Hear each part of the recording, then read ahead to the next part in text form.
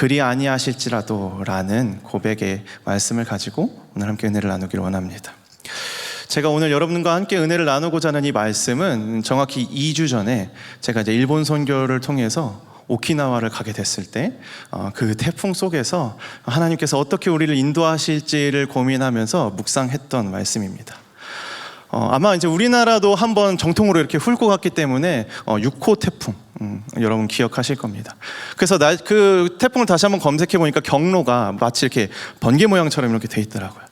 근데 마침 저희가 일본 선교를 가는 그 기간에 그 태풍이 지나간 줄 알았는데 다시 겹쳐지면서 계속 오랜 시간 동안 태풍을 경험해야 했던 그 시간 가운데 저희는 가서 선교를 하고 오게 됐습니다. 사실 한 번의 태풍이 2번이나 훑고 지나가는 그런 사상 초유의 사태를 경험하면서 어찌어찌해서 저희가 가기는 했지만 계속해서 준비되는 사역들이 취소되는 경험을 하면서 굉장히 속상하고 좀 당황했던 것 같습니다.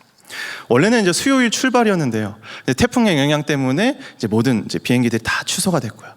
근데 태풍이 이제 지나간 것 같아서 이제 항공사에서도 이제 급하게 없는 비행기를 띄워가지고 목요일 이제 오후 늦게 한 4시 비행기로 저희가 일본으로 들어갈 수 있게 됐습니다. 그래서 사실 이제 저희는 태풍이 이제 지나갔으니 이제 나머지 금, 토, 주일, 월요일까지 우리가 이제 어떤 사역을 해야 될지 우리가 예전에 계획했던 것 중에서 하루를 빼고 남은 시간들을 이렇게 계획을 했었는데 저희가 목요일날 가고 이제 금요일을 맞이하기 전에 그 저녁쯤 되는데 태풍이 다시 돌아온다는 거예요. 그 태풍이 다시 돌아오면서 날씨가 비와 바람이 불며 심상치 않음을 이제 모두가 느끼게 됐습니다. 그래서 금요일 사역도 어쩔 수 없이 이제 취소가 됐죠. 그렇게 하루가 취소되고 이틀이 취소되는 가운데 진짜 너무 좀 당황스러운 거예요. 그러면서 생각났던 말씀이 오늘 말씀입니다. 그리 아니하실지라도. 원래는 이 그리 아니하실지라도 라는 말이 이제 제가 중고등학교 시절에 이제 열심히 찬양했던 찬양의 어떤 가사거든요. 너무 오래돼서 혹시 모르시는 분도 계시고 기억나실지 모르겠는데 그리 아니하실지라도 감사해요 이런 찬양입니다. 이게 또 코드가 G 코드라서 막 기타 연습을 하기도 굉장히 좋은 찬양이었고 방금 뭐 들었듯이 되게 좀 가볍고 경쾌한 찬양이거든요. 제 이미지에 그리 아니하실지라도라는 고백은 그냥 가볍게 정말 기쁜 마음으로 하나님께 감사를 고백하는 그런 고백이었는데 제가 현장을 맞닥뜨리면서 참 어떻게 보면 불공평하고 또 원망스러울 만큼의 상황 가운데 이 고백을 하려고 하다 보니까 이게 너무 무겁고 너무 뜨거운 고백인 거예요. 하나님, 제가 다른 것도 아니고 선교하러 왔는데 이걸 위해서 저뿐만이 아니라 우리 선교대원들은 더 열심히 한 달 넘게 준비를 해가지고 이 하나님의 일을 하러 왔는데 도대체 이게 뭡니까? 너무 하시는 거 아닙니까? 라는 그런 마음을 품고 있는 중에 하나님, 그리 아니하실지라도 그럼에도 감사합니다 라는 고백을 하기가 참 너무 어려웠던 것이죠. 저희가 갔던 교회는 이제 고야교회라는 곳입니다. 오키나와에 있는 고야교회인데요. 저희가 3일교회에서 12년 동안 이제 연계를 해서 사역을 하고 있었고요. 특별히 이번 선교회는 그 전까지 하지 않았던 이제 처음으로 고야교회에서 유치원을 같이 이렇게 운영을 하고 있었거든요. 그 유치원에 있는 아이들, 교회를 다니지는 않지만 유치원을 다니고 있는 그 믿지 않는 아이들과 그들의 학부모님들을 대상으로 우리가 여름 성경학교를 준비하면서 진짜 기대되는 마음으로 열심히 준비를 했는데 그런 사역들이 다 취소되다 보니까 실망하고 낙심되는 마음들이 너무 컸던 겁니다. 거기다가 심지어 금요일 지나보내고 토요일 점심쯤에는 교회 전기가 다 나가버렸어요. 그 태풍 속에서 비는 이제 물론 바람이 안 불 때야 이렇게 내리지만 창문 밖을 보면은 갑자기 비가 불기 시작하면요 사선으로 내리고요. 갑자기 비가 세게 불면요 창문 밖에 비가 옆으로 이렇게 흘러가요. 너무 바람이 세서. 그런 상황 속에서 정전이 되고 나니까 더 갑갑하고 도대체 하나님의 뜻이 어디 있는지를 알 수가 없는 상황이 되어버렸다라는 겁니다. 또 그런 상황에서 다른 하나님의 말씀이 생각이 났습니다. 이사야 55장 8절에서 9절 말씀인데요. 우리 이 말씀을 같이 한번 읽어봤으면 좋겠습니다. 우리 8절에서 9절 함께 읽도록 하겠습니다. 시작. 이는 내 생각이 너희의 생각과 다르며 내 길은 너희의 길과 다름이니라. 여호와의 말씀이니라. 이는 하나님이 보다 높음 같이 내 길은 너희의 길보다 높으며 내 생각은 너희의 생각보다 높음이냐. 아멘. 하나님의 생각과 길과 뜻이 높은 건 알겠는데 이게 너무 높았나 봐요. 안 보이더라고요. 도대체 하나님의 뜻과 하나님의 길이 우리 성경 가운데 어디 있는지 도무지 찾아볼 수가 없더라고요. 그래서 참 하나님, 태풍 때문에 하루가 늦어졌는데 또 돌아오다니요. 근데 심지어 또 정전이라뇨. 라는 그런 안타까운 심정 가운데 그리 아니하실지라도 내 뜻과는 다르게 역사하실 하나님을 믿고 감사한다라고 고백을 해야 되는데 그 고백이 쉽지 않은 거죠. 근데 또 저는 이제 선교팀의 목사로 왔잖아요. 저도 진짜 너무 당황스럽고 막 이거 어떻게 해야 되지? 라는 생각이 진짜 가득했는데 또 제가 먼저 당황을 하면 안 되잖아요. 그래서 되게 태연한 척을 했어요. 사실은 굉장히 당황스럽고 이거 어떻게 해야 되나 막 혼자 생각을 했는데 그래도 또 나름 목사라고 기도의 제목과 방향을 좀 제시를 해야 되는 생각이 막 가득 차서 막 말씀을 찾아보고 기도 제목을 찾아보는 중에 이제 오늘 우리 다니엘서 3장 14절에서 18절의 말씀을 찾아보게 됐습니다. 우리 잠시 함께 본문으로 함께 들어가 보도록 하겠습니다.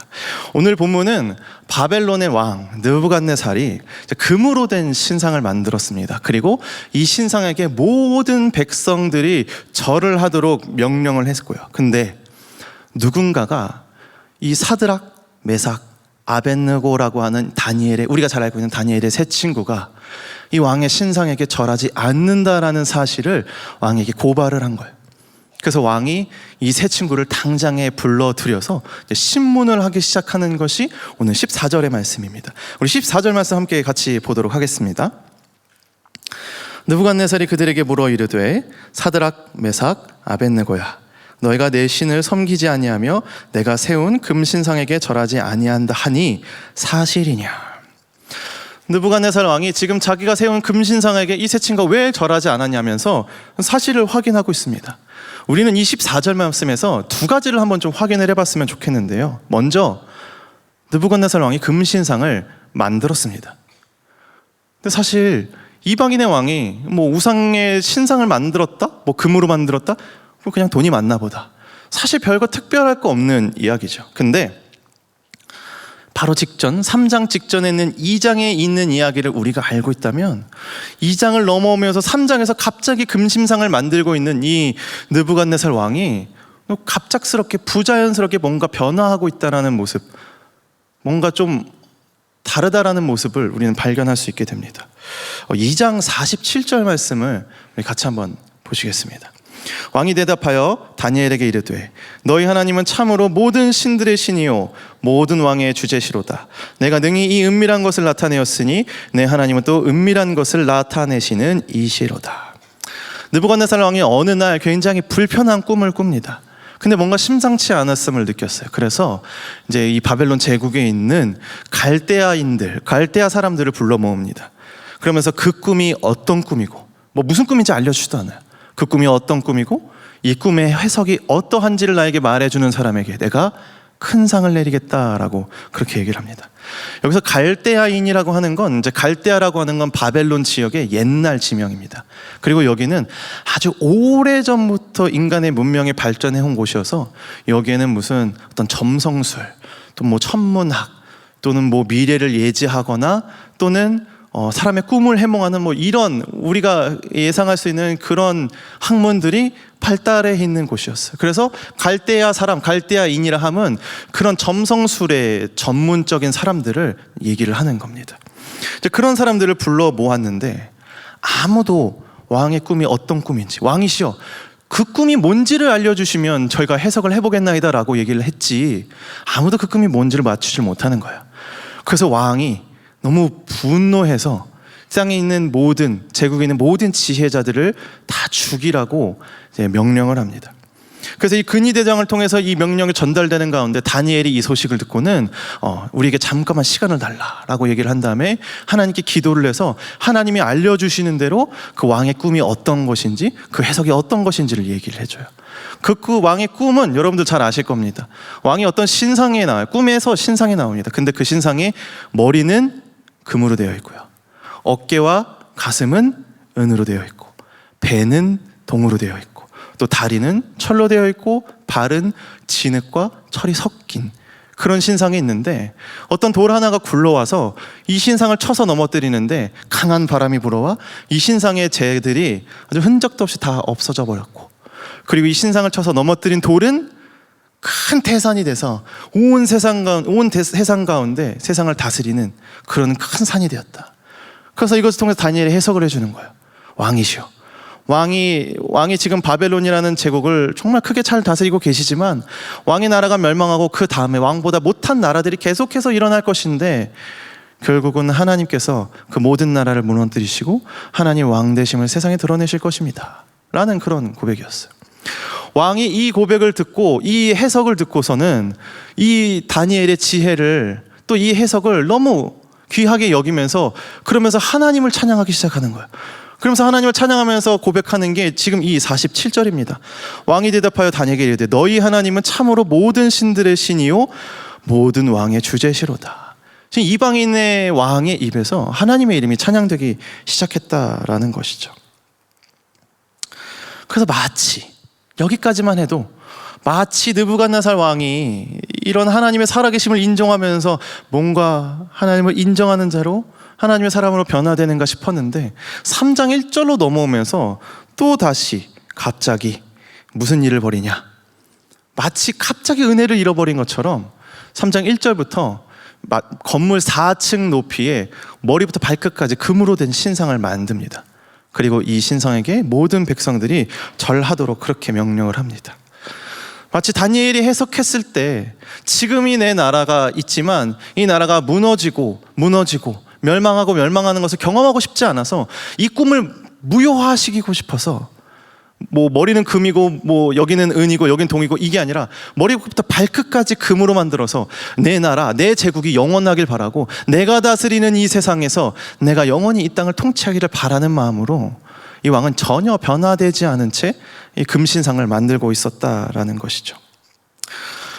하나님의 살아계심을 인정하는 듯해 보였지만 이 왕은 결국 자신이 쥐고 있던 제국과 자신이 쥐고 있던 부귀영화를 놓지 못했습니다. 삶의 주도권, 마치 만왕의 왕이 하나님이시라는 것을 고백했는데, 그럼에도 여전히 내 삶의 주도권은 나에게 있고 내 삶의 운명은 내 스스로가 개척하고자 이렇게 지금 하나님이 아닌 자신이 왕이 되는 그런 삶으로 그런 금신상을 지금 만들고 있었다라는 것이죠. 나의 제국, 내가 가진 것들을 잃게 될까 봐 두려웠던 겁니다. 그래서 47절 앞부분에 보시면 왕이 대답하여 다니엘에게 이르되, 지금 느부갓네살이 누구의 하나님이라고 얘기합니까? 너희의 하나님이라고 얘기해요.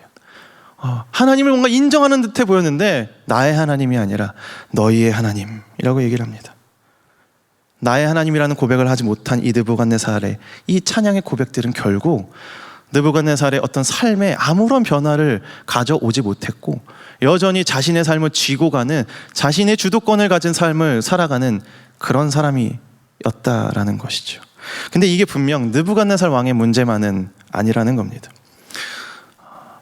우리 가운데서도 인생의 주도권이 하나님이 아니라 나에게 있고 내가 가진 것들을 놓기 싫고 찬양은 하고 고백은 했지만 하나님 살아계십니다, 하나님이 위대하신 분이십니다라고 고백은 했지만 여전히 변화되지 않고 내 삶의 것들을 놓치기 싫어하는 우리의 모습이 발견된다면 그런 분들은 아직까지는 나의 하나님이 아니라 너의 하나님이라고밖에 고백할 수 없는 그런 신앙에 머물러 있다라는 겁니다. 여러분이 나의 하나님이라는 고백을 하길 원하신다면 하나님이 주도하시는 내 삶에 어떤 변화가 일어나고 있고 내가 어떤 변화 가운데 하나님과 함께 동행했는지를 잘 점검해 보셨으면 좋겠습니다. 자, 14절에서 발견할 수 있는 또 한 가지는 무엇이냐면 다니엘의 세 친구를 향한 느부갓네살 왕의 태도입니다. 온 백성을 향해서 이 금신상을 향해 절하라라는 명령을 내렸는데 그 명령을 거부하는 세 사람의 이야기를 듣고 이제 왕이 분노해서 세 사람을 신문하기에 부르죠. 그러면서 14절에 느부갓네살이 그들에게 물어 이르되 사드락, 메삭, 아벳네고야 라고 부릅니다. 근데 여러분, 원래 이 세 친구의 이름은 이게 아니라 원래 이름을 가지고 있습니다. 원래 이름이 뭘까요? 하나냐, 미사엘, 아사랴. 라는 이름에 원래는 하나님의 이름을 찬양하고 하나님의 높으심을 경배하는 원래 자신들의 이름을 가지고 있었습니다.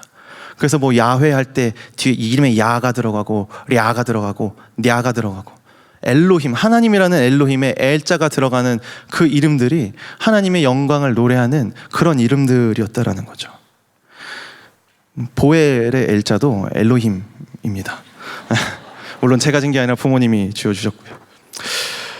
이렇게 이름들이 원래 있었는데 이들이 바벨론의 노예로 끌려오면서 바벨론의 방식에 따라 교육을 받기 시작합니다. 갈대아인의 교육, 아까 말씀드렸죠. 갈대아인, 점성술, 천문학, 그러니까 하나님이 없는 그런 학문들을 이 사람들, 이 친구들에게 강제로 배우도록 교육을 시키는 겁니다.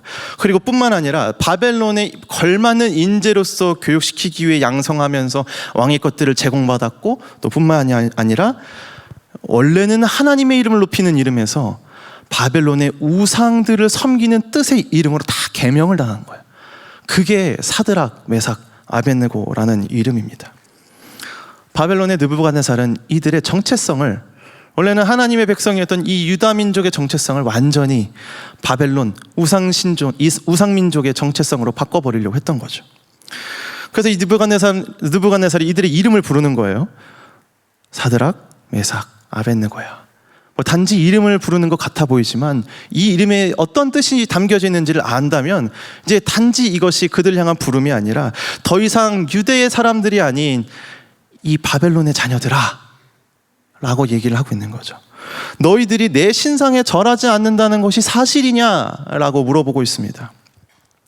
근데 여러분, 2장 바로 직전 장까지만 해도요, 내 꿈이 뭔 줄을 못 맞춘다고 해서 분노해가지고 제국에 있는 모든 지혜자들을 죽이라고 할 만큼 이 느부갓네살은 아주 난폭하고 교만하고 화가 있고 잔인한 왕이었어요.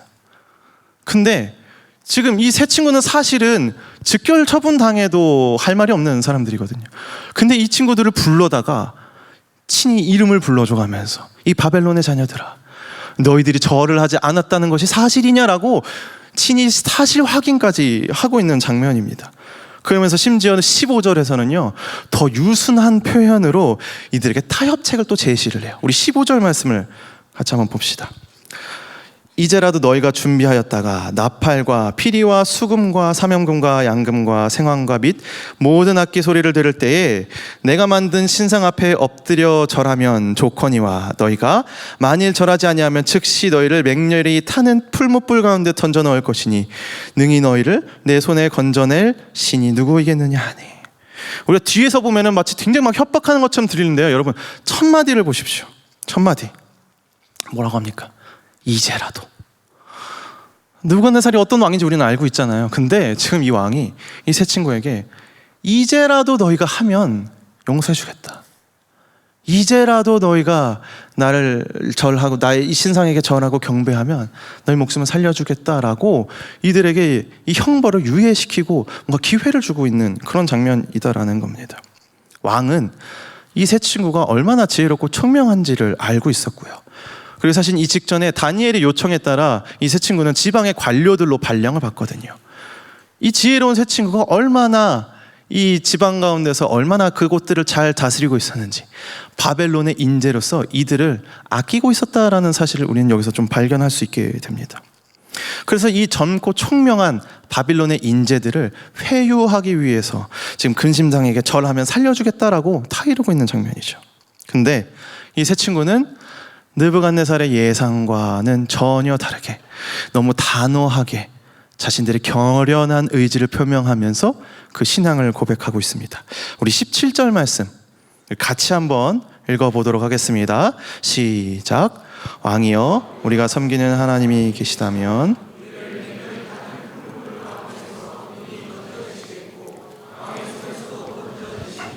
아멘.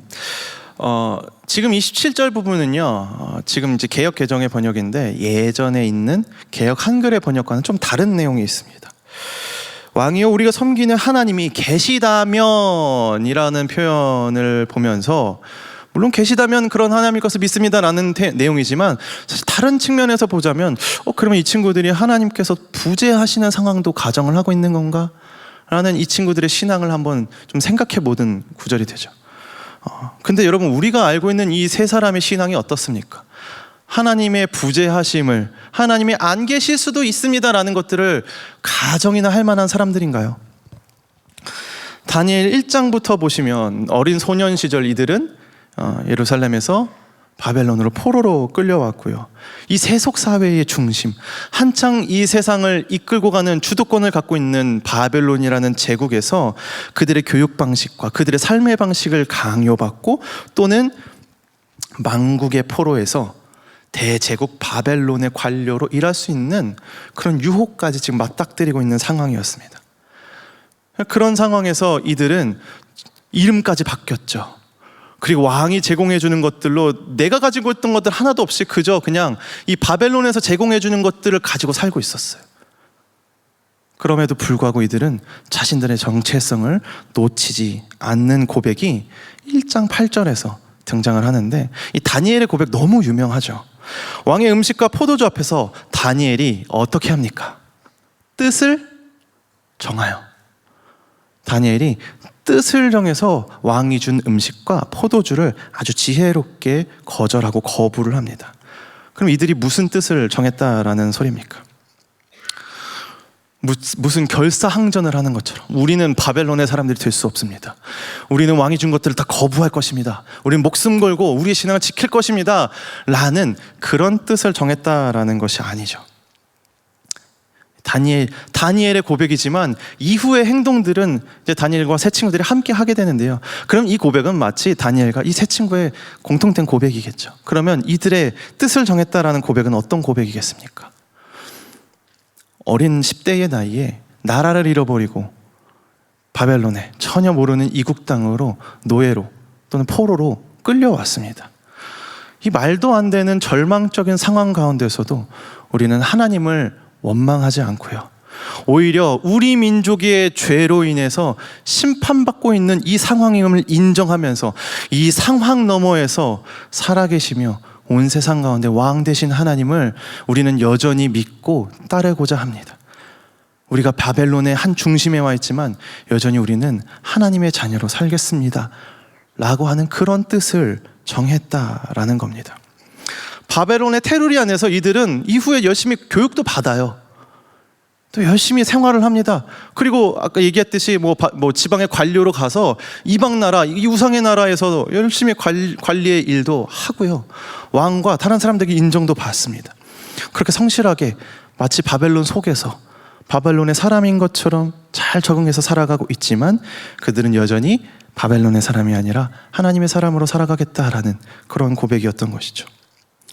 이 어린 10대 소년들이 지금 마치 하나님이 안 계신 것 같은 이 불행한 상황 속에서도 역사의 주인은 지금 이 대세를 지금 이 주장하고 있는 바벨론 제국이 아니라 우리의 하나님이 살아계신 진짜 왕이심을 이들은 알고 있었다라는 겁니다. 그래서 왕이 준 옷을 입었고요, 왕이 준 집에서 살았을 거고요, 그리고 그들이 가르쳐주는 점성술, 천문학 이런 것들 다 배워가면서 세상 문화 중심에 서 있었습니다. 이들이 채소와 물을 먹었다 한들 그 다 어디서 났겠습니까? 유다에서 공수했을까요? 아니요, 다 바벨론 산이거든요. 그냥 그것들을 다 먹으면서 거기에서 살아가고 있었지만 그들은 여전히 내 주인은, 나의 주 되심은 오직 하나님뿐입니다라는 그런 고백이었다라는 겁니다. 참 10대들의 고백이 너무 기특하죠. 근데 다른 것들 다 누리면서 어떻게 보면은 그냥 왕이 준 음식, 그 포도주, 그거 거절한 것이 사실 그렇게 대단한 결단 같아 보이지 않을 수도 있습니다. 왜냐면 그것 빼고 나머지는 다 거기서 제공받은 거거든요. 그런데 그렇게라도 하나님을 향한, 하나님이 내 주인이시라는 그 신앙의 고백을 표현했던 이 10대 소년들의 고백이 점차 그들 가운데 자리를 잡고 그들의 삶을 통해 표현되는 가운데 결국 오늘 본문 말씀에서 어떻게 표현되고 있습니까? 목숨을 내어놓으면서까지 나는 신함의 양심을 팔 수 없습니다, 하나님의 주되심을 내가 거부할 수 없습니다 라는 목숨을 건 고백까지 이어지고 있다라는 겁니다. 이 세 친구가 정말 하나님의 부재하심을 인정했겠습니까? 전혀 그렇지 않죠. 하나님의 살아계심을 온전히 믿고 의심조차 하지 않았던 이 세 친구의 고백을요, 개역 한글 버전으로 우리 17절과 18절 말씀을 함께 읽었으면 좋겠습니다. 우리 17절, 18절 함께 읽겠습니다. 시작. 만일 그럴 것이면 왕이여, 우리가 섬기는 우리 하나님이 우리를 극렬히 타는 풀무불 가운데서 능히 건져내시겠고 왕의 손에서도 건져내시리이다. 그리 아니하실지라도 왕이여, 우리가 왕의 신들을 섬기지 아니하고 왕의 세운 금상에게도 절하지 아니할 줄을 아옵소서. 아멘. 지금 이 세 사람이 확신하고 있는 게 뭡니까? 뭔가 지금 확신에 차서 우리 풀무불에 던져줘도 상관없습니다. 그리 아니하실지라도 우리는 절하지 않을 겁니다. 우리는 하나님을 믿습니다. 지금 이 친구들이 뭘 확신하고 있는 겁니까? 하나님께서는 우리에게 이 풀무불의 시련을 결코 허용해 주시지 않을 겁니다. 하나님은 이 풀무불에서 우리를 건져내 주실 겁니다 라는 확신이 아니었습니다. 그저 하나님이 원하신다면 나를 풀무불에서 구해내실 수도 있고 이것보다 더한 능력을 베푸실 수 있는 그 하나님이 나와 함께 하시며 여전히 세상 가운데 존재하시고 하나님이 일하고 계심을 나는 믿습니다 라고 하는 나의 하나님을 향한 고백이었다라는 것이죠.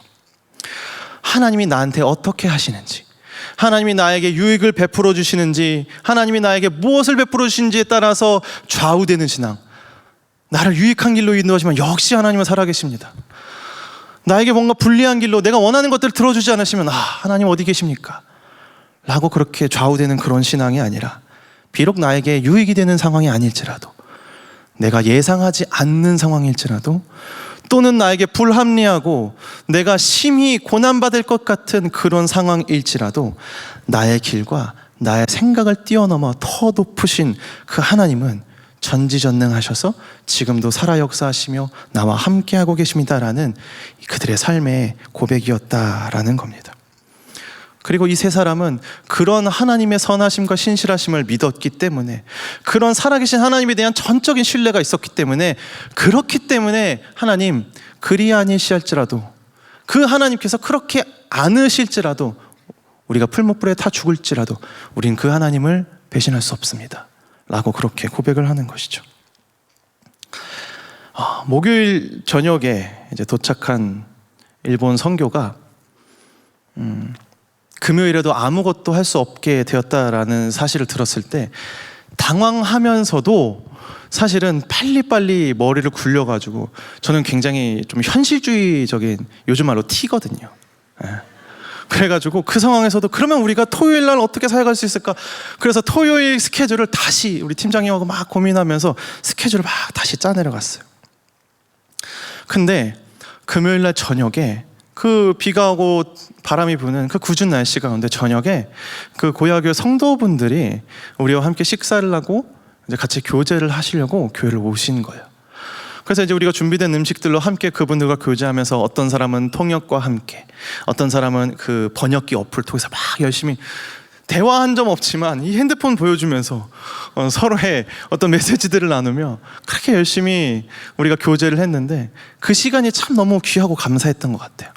그래서 우리가 비록 태풍 때문에 다음 날도 뭘 할 수 없는 상황이 되었지만 우리가 이렇게 성도들이랑 교제라도 하자, 저 성도들에게 우리가 왔음을 알려주고 우리가 가지고 있는 은혜를 나눠주면서 우리가 함께 가까워지는 시간을 좀 더 가졌으면 좋겠다라는 마음으로, 그럼 우리가 내일 김밥을 만들어서 함께 교제를 하자라고 그렇게 좀 계획을 세웠습니다.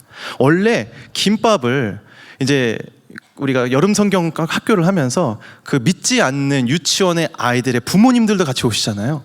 그 부모님들에게 요리 강습회를 하면서 원래는 그 부모님들과 함께 만들려고 했던 김밥이었거든요. 그래서 이제 태풍이 오니까 이제 일본에서 구하기 좀 힘든 재료들, 뭐 김, 우엉, 참치 이런 것들은 여기 식자재 마트 가가지고 막 잔뜩 사서 짐으로 챙겨갔고요. 그리고 거기서는 이제 김밥에 넣을 수 있는 재료들을 막 태풍이 불면 거기는 마트들이 그냥 다 문을 닫아요. 그래서 마트들이 문 닫기 전에 재료를 막 잔뜩 사놨어요. 그래서 비록 강습회는 할 수 없었지만 김밥을 만들 수 있는 재료들은 우리에게 많이 있었거든요. 그래서 이거를 성도들과 같이 만들면서 같이 먹으면서 교제하자라고 그렇게 생각을 했습니다. 그래서 다음 날이 됐는데 토요일 된 거죠. 토요일 날 점심쯤에 교회가 또가 아니죠. 교회가 정전이 된 거예요. 모든 전기가 나가버린 거예요. 밖에는 비바람이 불고 전기가 다 나가버린 상황 가운데 우리에게 제일 급한 게 뭐였을까요? 뭐 에어컨이나 뭐 불 안 들어오는 거는 사실 뭐 좀 두 번째 문제고요. 그 냉장고가 제일 큰 문제였습니다. 우리가 준비한 음식들이 다 이제 상해버릴까봐 굉장히 좀 다급한 마음에 이제 냉장고를 봤는데, 뭐 다행히도 냉장고는 닫아 놓으면은 그 냉기는 좀 유지가 되잖아요. 그래서 이제 김밥을 만들기 위해서 최소한으로 이제 냉장고의 문을 열어가면서 우리 선교대원분들이 이제 김밥 재료를 가지고 이제 김밥을 만들기 시작을 했습니다. 그래서 이제 김밥을 만드는 중에 이제 그 고야교회를 섬기고 있는 부목사님의 사모님께서 이런 제안을 하나 하시는 거예요. 그 제안이 뭐였냐면은, 이제 고야교회 성도분들 중에 어떤 성도님이 이제 시청 소속에서 시청에서 이 재난에 대해서 이 피해 복구를 하는 부서에서 섬기고 계신데, 이제 이렇게 지금 태풍 때문에 이게 사람들이 수해를 입고 또 뭐 정전이 된 이 사태를 좀 복구하고 일을 하기 위해서 그 토요일 날 오후에 출근을 하셔야 된다라는 거예요. 그래서 그 길로 김밥을 싸서 그 섬기시는 분들, 그 시청의 직원분들께 좀 섬겨드렸으면 좋겠다라고 좀 제안을 해주시더라고요. 이 태풍 때문에, 사실은 태풍이 진작부터 왔잖아요. 이미 한번 지나갔다 다시 온 거잖아요. 그래서 뭐 온갖 마트에는 도시락 이런 류들은 진작에 다 나가서 없고요. 식자재 마트의 어떤 요리 재료들도 금방 다 동이 나버리고, 마트는 바람 세게 불면 열지도 않는 그런 상황이었습니다. 그런 상황에서 이분들에게 지금 만든 김밥을 제공해 드리는 건 그분들에게 굉장히 좋은 선물이 된다라고 얘기를 하시더라고요. 그래가지고 이제 당연히 너무 감사한 마음으로 수락을 하고서는 이제 우리 대원분들이 열심히 김밥을 만들어가지고 이제 우리 성도분들을 통해서 시청분들께 이 김밥을 선물로 들려 보냈습니다. 그리고는 이제 뒷정리를 하고 이제 저희도 이제 남은 음식들을 가지고 이제 식사를 차려서 밥을 먹고 있는데, 이제 그 고야교회 부목사님께서 급히 올라오시면서 도움을 좀 요청을 하시더라고요. 그래서 같이 따라 내려가 봤더니 교회 입구에 뭐가 있었냐면은, 시청에서 우리가 정전되었다는 사실을 이 김밥을 통해서 알게 되고, 그 시청에서 우리를 도와주기 위해 소형 발전기를 이제 무상으로 빌려주신 거예요. 그래서 목사님하고 같이 둘이서 들기에도 굉장히 무거운 이 발전기를 들고 이제 가가지고 제일 먼저 급박했던 게 냉장고 선을 꽂는 거였습니다. 그 냉장고 선을 꼽고 이제 선을 길게 연결해서 그제서야 이제 선풍기도 틀고, 날이 이제 슬슬 한 5시쯤 되면은 이제 날이 좀 깜깜해지거든요. 그래서 이제 밝은 전등도 이제 연결해서 틀어놓고, 그렇게 해서 이제 저녁을 날 수 있게 되었는데요. 이제 이후에는 가족, 자녀들하고 같이 오신 우리 선교대원 분들은 이제 그쪽 교회, 현지 교회 성도분들 가정과 연결이 되어서 다행히 그분들 가정에서 섬겨주시기로 해서 이제 그분들 가정에서 지내시기로 해서 흩어졌습니다. 그리고 정전이 된 교회에는 저랑 팀장님과 우리 청년 5명이 남아가지고 이제 발전기에 의지를 해서 이제 밤을 나게 된 거죠.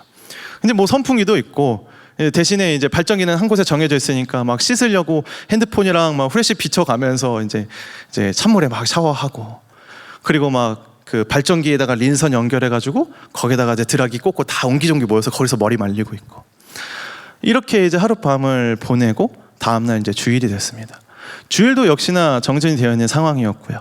주일 예배를 드리는데 당연히 마이크, 뭐 컴퓨터 이런 거 아무것도 쓸 수 없어서 이제 무선 그 블루투스 스피커랑 마이크가 있었거든요. 그걸로 찬양과 설교와 통역을 다 하고, 다행히 이제 기타와 피아노는 있어서 그걸로 찬양 드리고, 덥고 어두운 가운데 성도들에게 부채 나눠주면서 부채질하면서 그렇게 예배를 드렸습니다. 그래서 사실 원래는 주일날 오후에 이제 그 유치원, 믿지 않는 유치원의 아이들과 학부모님들을 초청해서 이제 달란트 잔치, 막 엄청 선물을 터주고 이제 음식들을 제공하는 시간들이 원래는 준비가 되어 있었어요.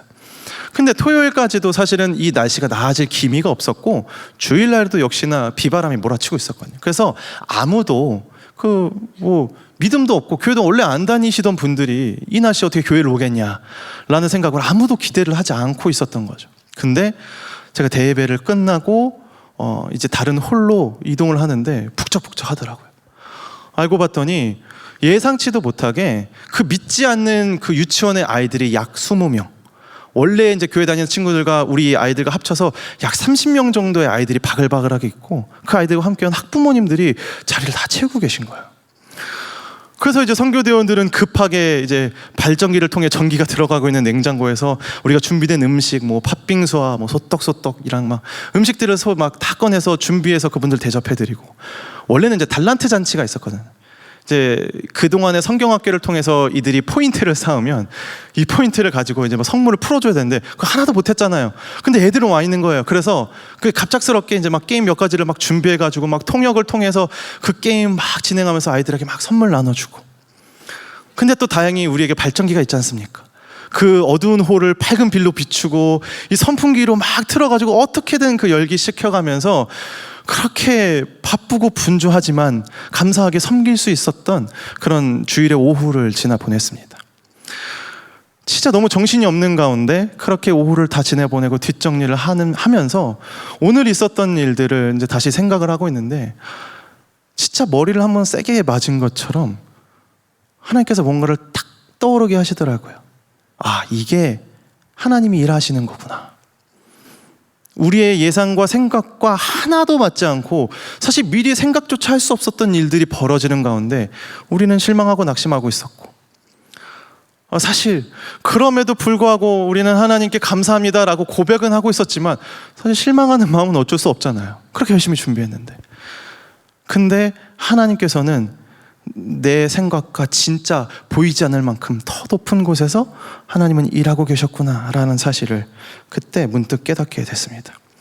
전혀 다른 용도로 준비했던 이 김밥을 가지고 예상치도 못하게 꾸준히 일을 하시는 이 시청분들을 섬길 수 있었던 것도 그랬고요.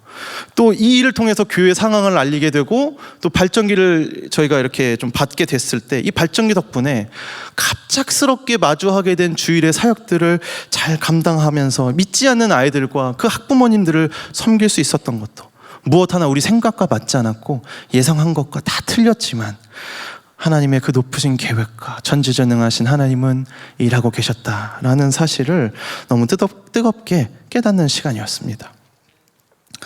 여러분, 오늘 사드락 메삭 아벳느고가 진짜 멋진 고백하잖아요. 그리 아니하실지라도 우리는 하나님을 배반할 수 없습니다. 근데 이렇게 멋지게 고백한 다음에 결과가 어떤 줄 아세요? 19절 말씀을 보시면 이렇게 나와요. 느부갓네살이 원래는 아끼고 있던 이 세 사람이었는데요, 이들이 죽어도 우리는 신상에게 절할 수 없습니다라는 고백을 듣자 분노해가지고 풀무불을 훨씬 더 뜨겁게 7배나 뜨겁게 만들려고 해서 그들 거기에 집어 던지기로 사형 선고를 내려버립니다.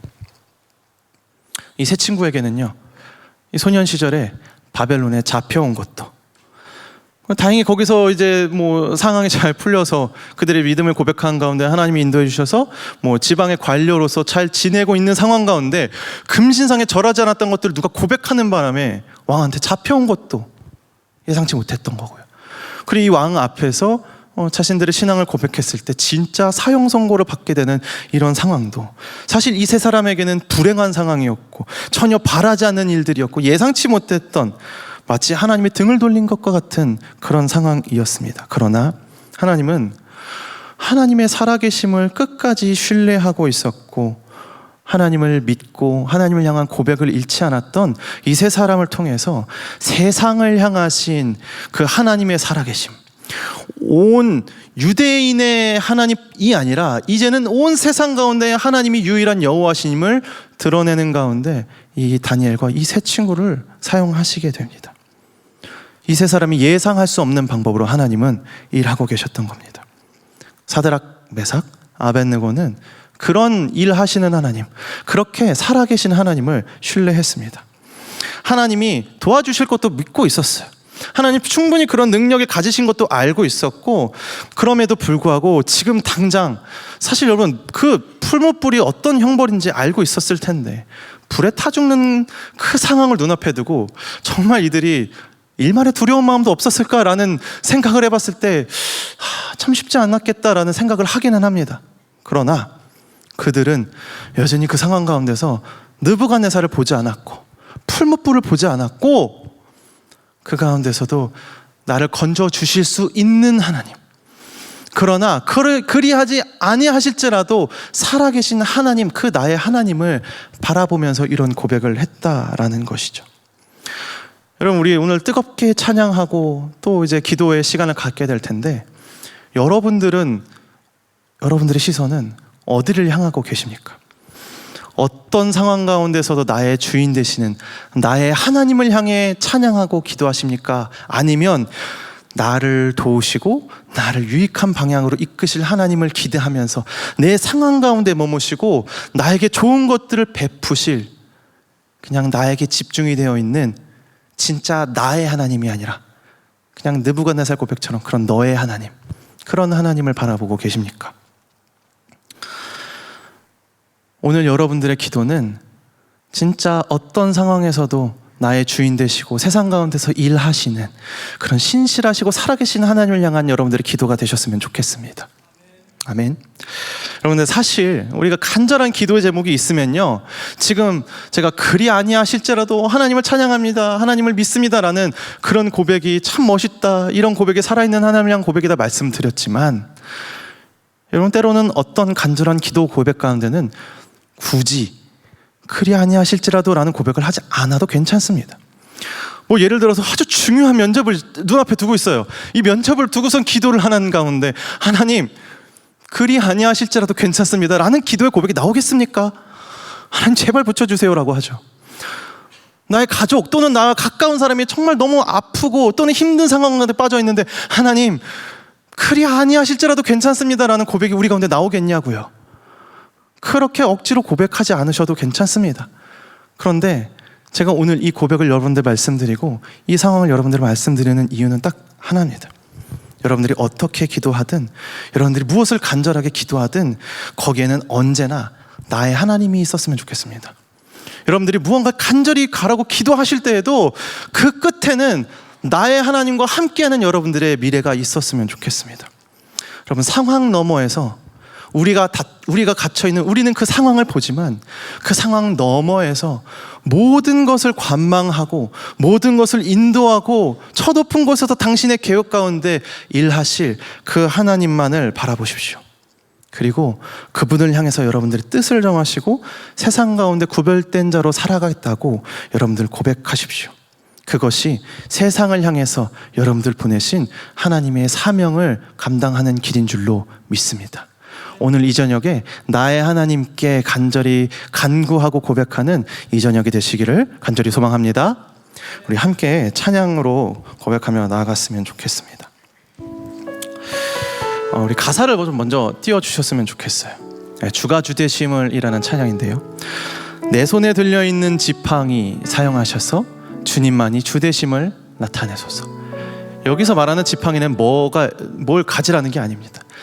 하나님이 모세를 부르셨을 때 지금 모세가 당장 네 손에 뭐가 있냐? 하나님 지팡이가 있습니다.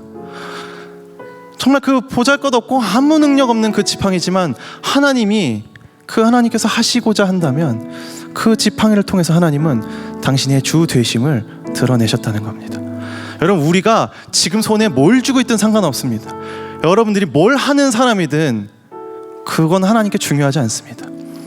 여러분들이 뭘 쥐고 어떤 상황 가운데 있든 하나님은 우리를 통해서 당신의 주 되심을 드러내시기를 원하십니다. 다음 가사를 띄워주시면요, 맡겨주신 사명을 감당할 힘을 주시고 주 이름만 높이게 하소서.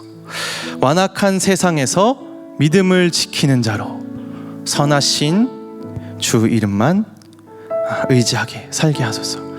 느부갓네살 왕이 다스리고 있는 바벨론, 이 세 친구가 그 중심에서 살아가고 있는 그 세상은 그 어디보다 완악한 세상이었습니다. 그러나 그 완악한 세상 가운데서도 내가 믿음을 지키며 살아갈 수 있도록, 여러분들이 속해 있는 그 세상, 하나님을 알지 못하고 여전히 자신의 쥔 것을 놓지 않고 세상의 가치를 따라가고 있는 그 세상 가운데, 그 완악한 세상 가운데서도 내가 내 믿음을 지킬 수 있도록 선하신 하나님을 의지할 수 있게 인도하여 달라고, 그래서 거룩한 백성으로 구별된 자녀로 주의 이름만 따르게 하여 달라고 그런 고백을 했으면 좋겠습니다. 우리 후렴은 같이 한번 읽어봤으면 좋겠는데요, 나의 하나님, 우리 같이 한번 읽어보실까요? 시작. 나의 하나님 그는 여호와, 유일하신 이름 그 위대하심 찬양해. 세상 속에서 구별된 자로 주가 주되심을 나 선포하리라. 아멘. 이것이 이 시간 정말 나의 하나님을 향한, 주의 주 되심을 드러내고자 하는 여러분들의 고백이 되시기를 간절히 소망합니다. 우리 함께 찬양하겠습니다.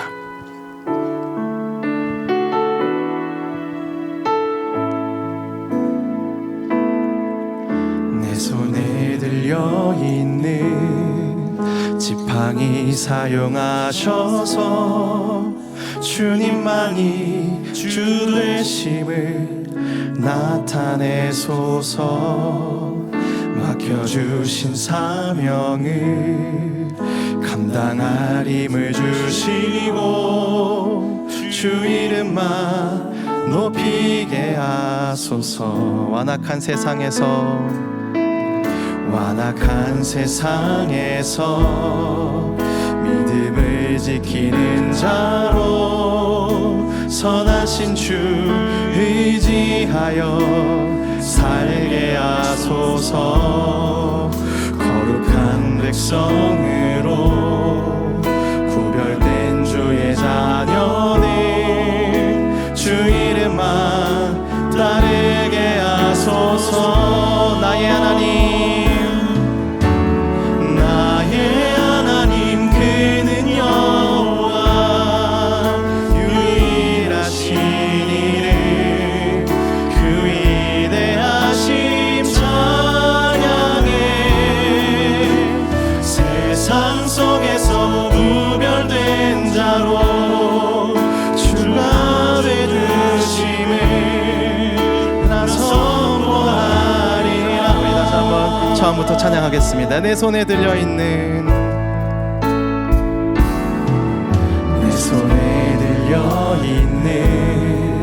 지팡이 사용하셔서 주님만이 주 되심을 나타내소서. 맡겨주신 사명을 감당할 힘을 주시고 주 이름만 높이게 하소서. 완악한 세상에서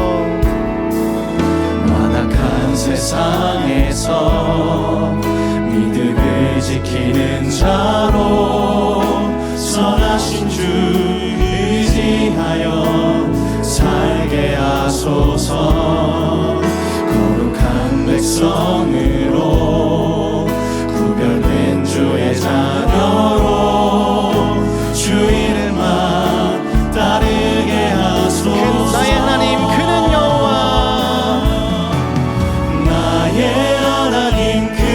여호와 유일하신 이름 그 위대하심 찬양해. 세상 속에서 구별된 자로 주가 주 되심을 나서 나의 하나님 그는 여호와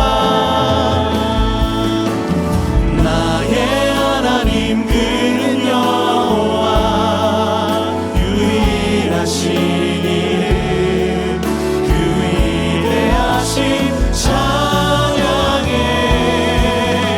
세상 속에서 구별된 자로 주가 주 되심을 나서 나의 하나님 그는 여호와십니다. 나의 하나님 그는 여호와 유일하신 이름 그 위대하심 찬양해. 세상 속에서 구별된 자로 주가 주 되심을 나 선포하리라. 나의 하나님 그는 여호와 유일하신 이름 그 위대하심 찬양해.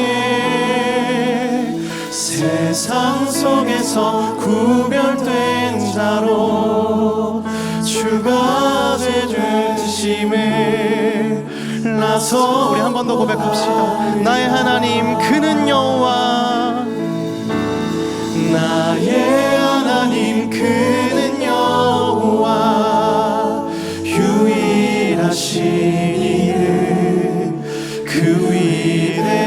부르심 찬양해. 세상 속에서 구별된 자로 주가 되심을 나서 고백합시다. 나의 하나님 그는 여호와 유일하신 이름. 나의 하나님 그는 여호와 유일하신 이름. 그 위대하신 찬양해. 세상 속에서 구별된 자로 주가 주 되심을